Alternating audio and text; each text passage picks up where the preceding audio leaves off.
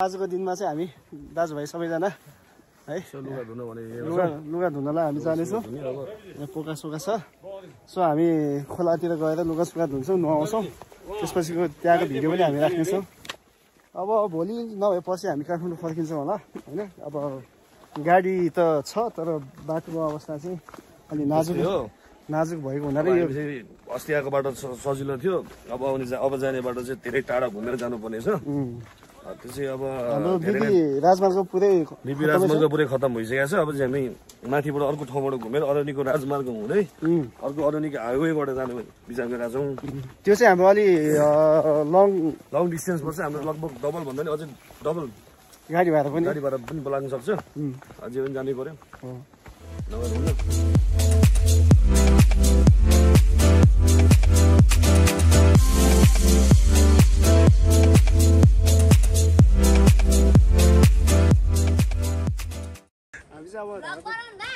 यहाँ बोल्न यहाँ हाम्रो यहाँ सानो नानी छन्, उनी भ्लगमा एकदम रुचि राख्ने छन्। के बनाउने भनेर छिटो हजुर यहाँ धारबान्दिएर जानु पर्ला। खोला त के खोला ठुलो छ। कता जाने हो? कुवामा उयो धारबान्दी ठुलो आउँछ त गुडुङ पानी। त्यही त झन् ठिक छ नि। अब जाने हामी तल्दै। अनि के भन्नु छ हालखबर यता के त छ? कहाँ बस्ने जाने? खै हाम्रो हिरोनी कहाँ हिरोनी ब्लगवाला न यदि अघि चाहिँ बनाउने रे। हसो लासो अनि आराम हुनुहुन्छ? कनखुबरी लबलरी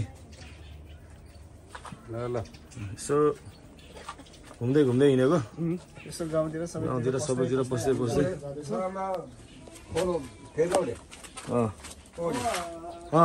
फोटो यहाँ छ रवि।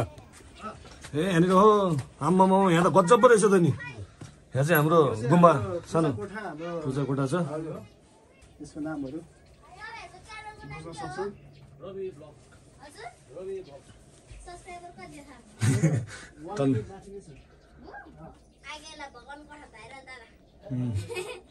आगेको भगवान कोठा चाहिँ यहाँनिर बाजेले चाहिँ फेरि ट्याक्क अब भगवानलाई बिहान पानी चढाइसक्नु भएछ। हाम्रो यहाँ बाजे बस्ने ठाउँ चाहिँ यो खालको छ, बसेर पूजा गर्नुहुन्छ। अब यहाँबाट वाइड एङ्गल भ्यूमा चाहिँ वाइड एङ्गलबाट चाहिँ यस्तो देखिने रहेछ।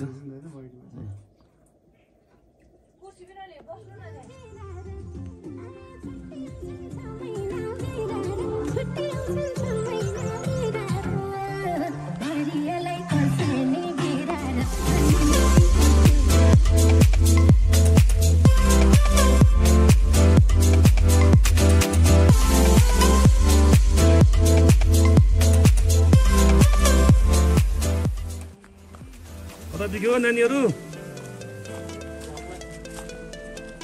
कता हो तिम्रो घर? नानीहरू बोल्दैन रहेछ। ल हिँड ल कता गयो? ह्याप्पी दसैँ ल रवि ब्लग्स।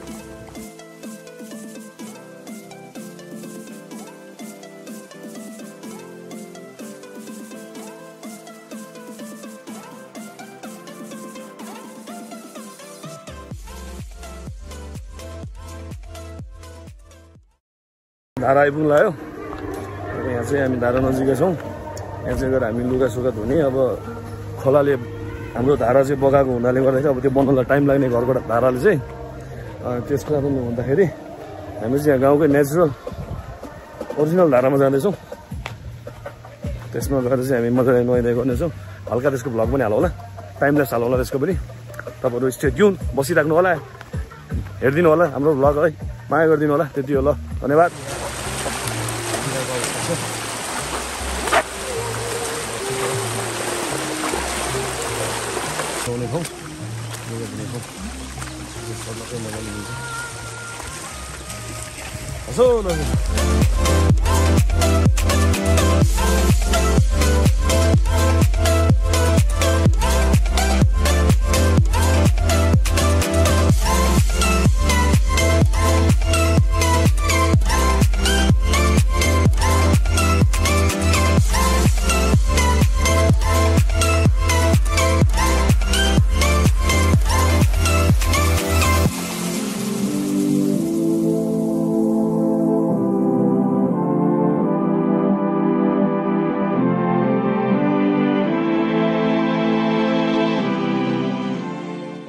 अब अहिले चाहिँ हामी लुगासुगा धोएर नुहाएर अब घर जानु लागेको अवस्था छौँ है। अनि खाना बोलाएको लुगा चाहिँ अलि सुक्न पाएन मजाले, त्यो अब झोलामा हालेर अब घरमा लगेर डोरीमा सुकाउँछौँ।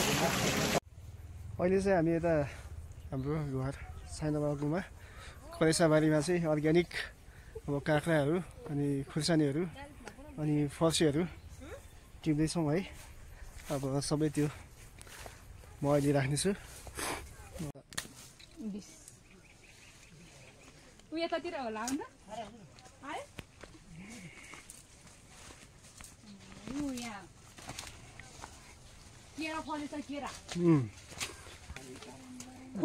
खुर्सानी खै थुप्रै नानी पितल यो सिल्भा तपाईँलाई यो चाहिँ हाम्रो अर्ग्यानिक गाउँको खुर्सानी दिदी बहिनीहरू टिप्दैछन्। सानो सजुराहरू चाहेमा सम्पर्क गर्नु यो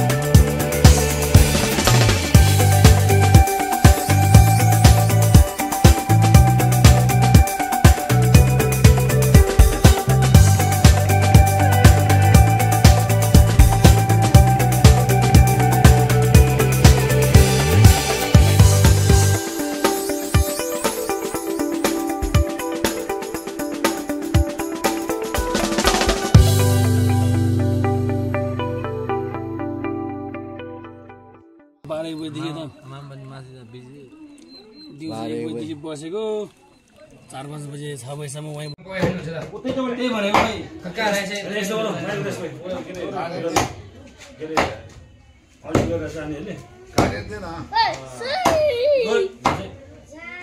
दिनु पर्यो नि खाजा खाना हुन्छ नि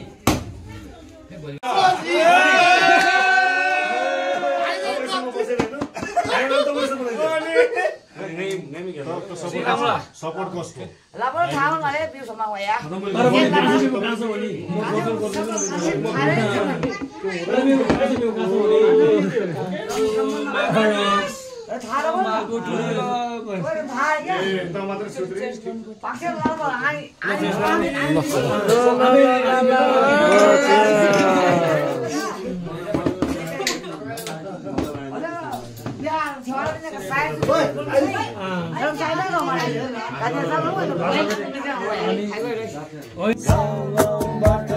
बस्ती बस्ती बाटो उठ गाउँ गाउँ बाटो उठ बस्ती बस्ती बाटो यो देशको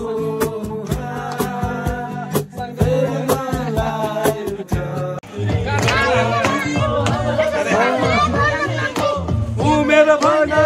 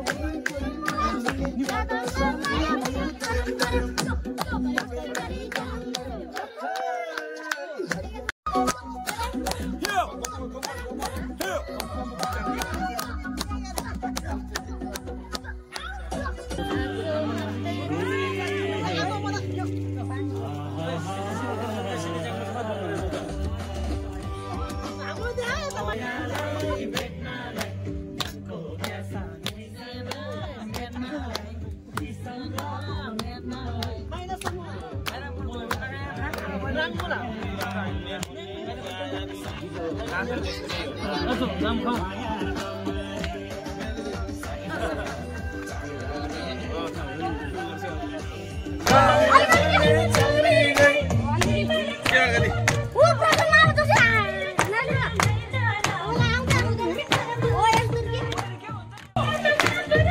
दाइ तपाईँ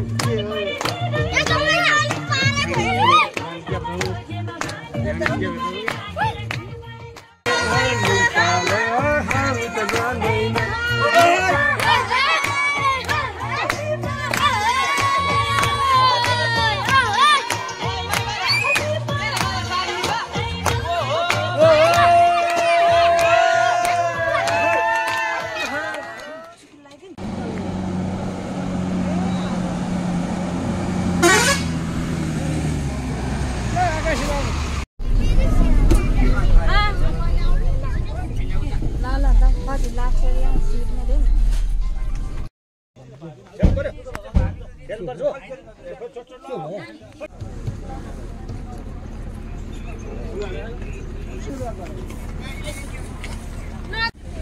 अहिले चाहिँ हामी काठमाडौँ जाँदैछौँ।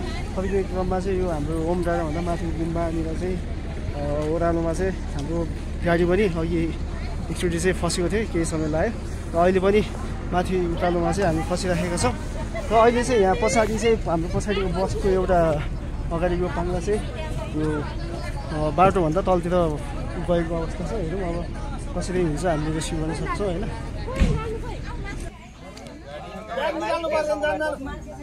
मान्छे चाहिँ माथि जानु न खोइ।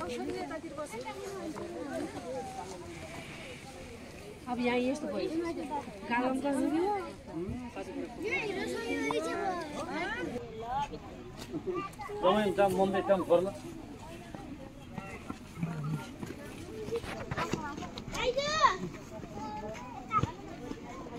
यो गाडी त अब भुल मात्रै निस्किन्छ।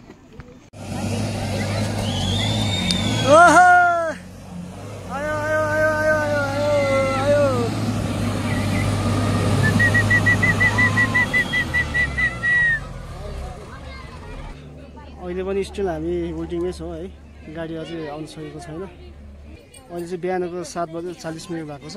हामी चाहिँ लगभग 6 बजीतिर निस्केको हो। अब काठमाडौँ पुग्ने बेलासम्म चाहिँ हामी 8-9 बज्छ होला सायद।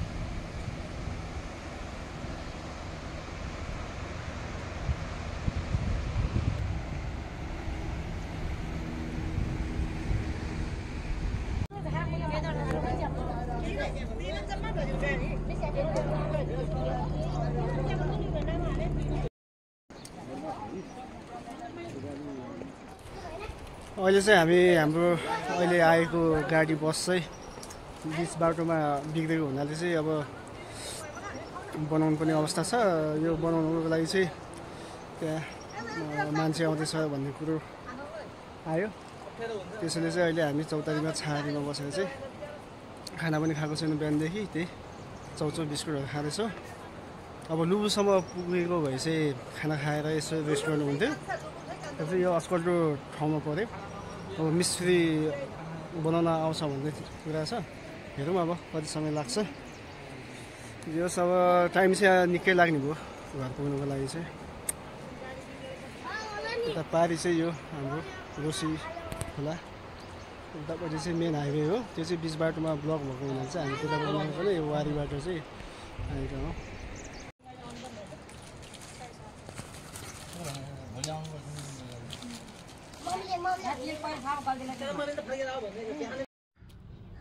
तीन चार घन्टाको गाडी मर्मतपछि हामी निस्केका थियौँ। तर फेरि बीच बाटोमै पहिरोको कारणले गर्दाखेरि जाममा परिएको अवस्था।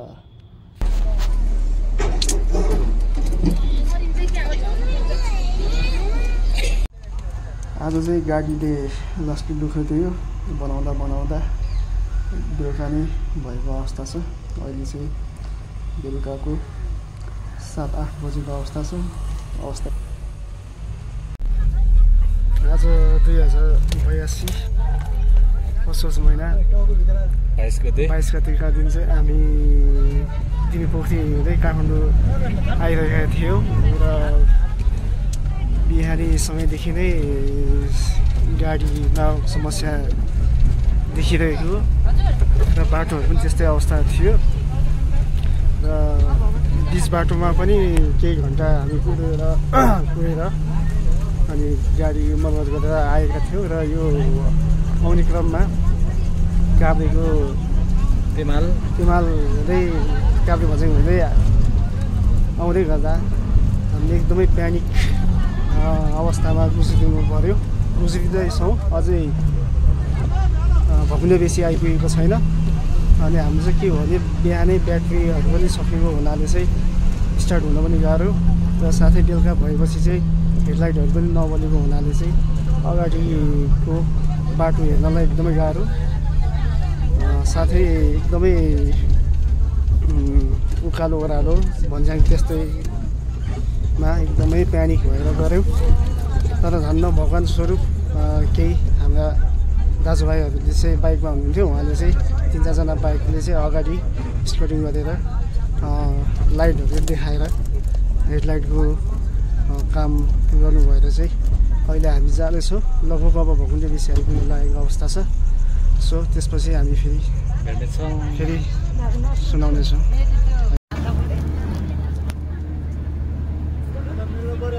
बसमा मिल्ने हो, सुन्नको मिल्छ, बाइकको मिल्न मिल्छ। सबैजना साथी भने खबर चाहिन्छ। अरूलाई बजाउनुले गर्नु पर्यो नि त। रेगल काट्यो भने भयो नि धेरै दूरमा।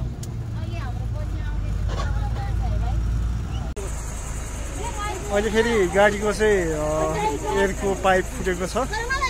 एकदमै प्यानिक, एकदम एक्सट्रिम वायरलेस यो है आजको एक्सपिरियन्स।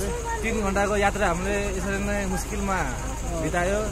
एउटा लाइटको सहाराले गर्दाखेरि पछि चाहिँ 2-3जना ब्रदरहरू चाहिँ बाइकले स्कुटिङ गरेर अनि हामी अहिले यहाँसम्म आइपुगेको छ। फेरि अहिले पनि एयर पाइप फुट्यो भन्ने सुन्नमा आएको छ। अब के हुन्छ नभए आज यतै बसिन्छ होला।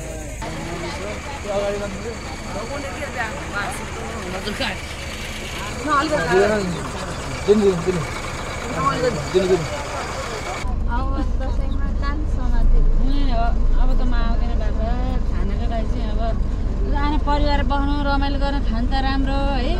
एक त ज्यानै माया मारेर खाना त के राम्रो हो। दिदी अघिसम्म ढुकढुक भइरहेको थियो, अब ढुक्क भयो नि। अब पिरियड आयो भने चाहिँ ढुक्क भयो, त्यस्तो तलमाथि त हुँदैन नि त। अब चारैतिरबाट बाइक गाडीहरू आइरहेको हुन्छ, अब लाइट पनि देखाएको हुन्छ नि उनीहरू। यस्तो भइरहेको थियो एकदम हाइटमा छ फेरि होइन। तलमाथि के भयो भने फेरि फाइनली आफ्टर 2-3 आवर्सको चाहिँ एकदमै होइन प्यानिक कन्डिसनबाट चाहिँ अहिले हामी यता भकुन्डे बेसी आइपुगेका छौँ। अब आजको चाहिँ हाम्रो गुरुजीलाई र हाम्रो यता स्कटिङ गरेर लाने 4जना ब्रदरहरूलाई चाहिँ एकदमै रेस्पेक्ट सम्मान छ हाम्रो तर्फबाट। अब गाइज, अब यो भिडियो चाहिँ मैले पछि घर आइसकेपछि बनाएको हो। अब त्यो बेला चाहिँ हामी भकुन्डे बेसीसम्म पुग्यौँ। त्यसपछि हामी अलिक थकित पनि थियौँ। त्यसपछि चाहिँ भिडियो पनि बनाइएन। त्यसैले अब केही इन्फर्मेसन चाहिँ राखौँ भनेर हामी त्यो बेला चाहिँ बिहानदेखि नै हाम्रो बस चाहिँ बिहानदेखि नै सिम्टमहरू चाहिँ देखाइरहेको थियो। कहिले उकालो नचढ्ने, कहिले कुनै पार्ट्सहरू बिग्रिने, फेर्नुपर्ने, हुँदाहुँदै बेलुकाको समयमा त गाडीको ब्याट्री पनि सकिएको रहेछ। त्यसपछि हेडलाइटहरू केही नबल्ने, हामी एकदम प्यानिक थियौँ। बसमा बस्ने जति पनि बरु त्यतै कतै हुन्छ कि बरु त्यहीँ राति बास बसेर चाहिँ भोलिपल्ट उज्यालोमा जाने भन्ने कुरो थियो। तर अब गुरुजीले पनि अलिकति हिम्मत आँट गरेर म लैजान सक्छु हजुरहरूलाई सुरक्षितसँग चिन्ता नगर्नु भनेर त्यस्तो भनिरहनु भएको थियो। र पछि मैले अघि भिडियोमा नि भनेको थिएँ दुईवटा बाइकहरू 2-3जना ब्रदरहरूले चाहिँ हामीलाई स्टार्टिङ अगाडि त्यो बाइकको पछाडि लाइटको सहारामा चाहिँ हामी गयौँ। त्यति भए पनि हामीलाई भगवानै भेट्यो सरी भयो, किनभने लाइटहरू केही थिएन। कमसेकम त्यो लाइटको सहारामा हामीले बाटोहरू देखिराखेका थियौँ। गुरुजीले त्यसरी नै लैजानु भयो। अनि जस दुःख सुख यताउता सबै प्यानिक भए पनि त्यसरी हामी सुरक्षित आइपुग्यौँ। अब दसैँको भ्लग यस्तै हो, रमाइलो मिठो नमिठो सबै मिश्रण भयो। यो चाहिँ एकदमै सम्झना हुने भयो दसैँको चाहिँ यो फर्किने बेलाको क्रममा चाहिँ। सो गाइज अब भिडियोहरू बिस्तारै आउँदै गर्छ, यसरी नै मन पराइदिनु होला।